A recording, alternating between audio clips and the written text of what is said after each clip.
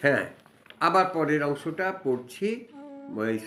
বৈশাখের শেষ শনিবার আমতায় বাংলাদেশে যে মহাপূজা হয় ভবা পাগলার, এই মা আনন্দময়ী, সেই পূজার সম্বন্ধে বলছিলাম। একটু বলে রাখি, শ্যামা পূজার প্রচলিত রীতি পদ্ধতি অনুযায়ী পুরোহিত, ব্রাহ্মণ, অব্রাহ্মণ সকল সমাজবাসীর বাড়িতে সাধারণত যেমনটি আমরা দেখে দেখে অভ্যস্ত, ভবা পাগলার রীতি ঠিক সেই রকমটি নয়। তবু চোখ জুড়িয়ে যায়, মন ভরে যায় ভবা পাগলার আরতি, ভোগ নিবেদন, সর্বপ্রথমে মায়ের পূজার মঙ্গল ঘট পূরণ দেখে।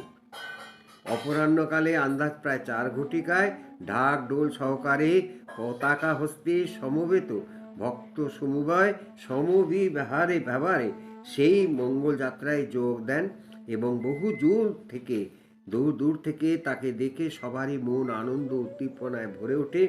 যাত্রার প্রাক্কালে যতবার দেখেছি পাগল দর্শনীয় হয়ে ওঠেন, কিন্তু তিনি তখন নিতান্ত আপন মনে, একান্ত আপন ভাবে ভাব গম্ভীর, তাই অপর কাকেও বড় চোখে পড়ে না, এও লক্ষ্য করেছি।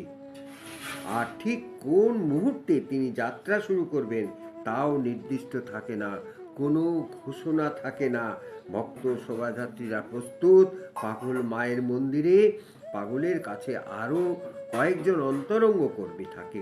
পাগল তাদের সঙ্গে প্রাসঙ্গিক কথাবার্তা বলছেন, কিন্তু লক্ষ্য করলে বোঝা যায় পাগলের মন যেন অন্য কোনো দিকে, হয়তো বা অন্য অনেক অনেক দূরে চলে যাচ্ছে।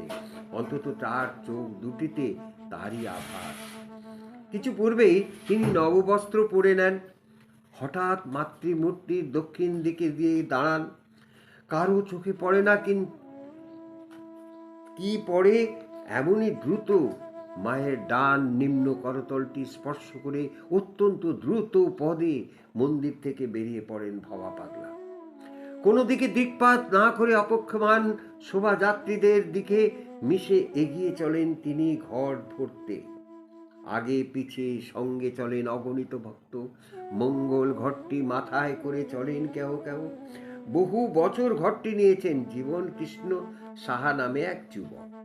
জীবন কৃষ্ণ বেশ দর্শনধারী যুবক, মাথায় প্রায় 6 ফুট দীর্ঘ চেহারা, বলিষ্ঠ চেহারা, গায়ের গৌরবর্ণ। জীবন কৃষ্ণ ভবা পাগলার বাল্য ক্রীড়াসঙ্গীদের দলভুক্ত নয়, পরবর্তীকালে ভবা পাগলার ভক্ত। জল ভরে বাদ্য শোভাযাত্রা সহকারে মন্দিরে প্রত্যাগমন করার পর পাগল নিজের হাতে মঙ্গল ঘটে সিঁদুরের পুত্তলিকা এঁকে মাতৃ পাদমূলে যথাস্থানে স্থাপন করেন সে ঘট। মহাপূজার এই হলো প্রথম পর্ব, প্রথম দৃশ্যত অনুষ্ঠান। তারপর সন্ধ্যা পর্যন্ত গায়কের দল বসেন মায়ের নাম গানে, ভোগ রান্নার পর্ব চলে মহাধুমে, আর একদিকে ফলমূল কাটার ব্যবস্থা। মন্দিরের ভিতরেই ধূপ ধুনো পুষ্প বিল্লপত্র পবিত্র সাজানো গোছানোর কাজ এগিয়ে চলে।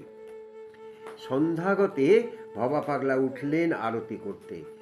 জন্মশিল্পী ভবা পাগলার নৃত্য ভঙ্গিমায় আরতি দেখবার জন্য ছুটোছুটি পড়ে যায়। সবাই ব্যস্ত থাকে কখন আরতি শুরু হয় এবং আরতি দেখব, সে এক না ভিরাম দৃশ্য। এর পরেরটুকু আবার আগামীকাল। জয় বাবা।